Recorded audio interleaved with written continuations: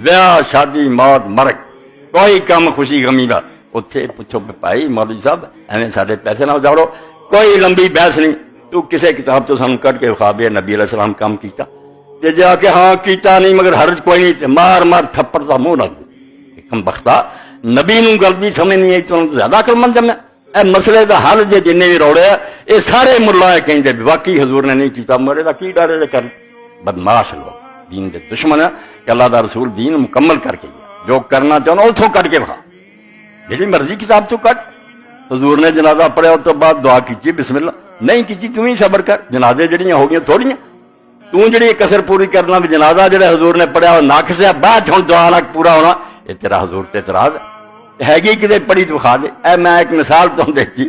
دین تے جدوں بھی کوئی اعتراض کرے سینہ ٹھوک کے وہ جواب دے، اور جڑے دین دے مخالف ہے انہوں دا رد کر، جتھے ویکھے موقع تیری گل کو سندا دس دین پائی آ دس، اور برائی ہو رہا ٹوک کہ مسلمان جدو غور نہ سوچدا کدی وقت ملے تو آکھے دنیاوی نفع کارخانہ مل گیا، دور کوٹھیاں مل گئیاں،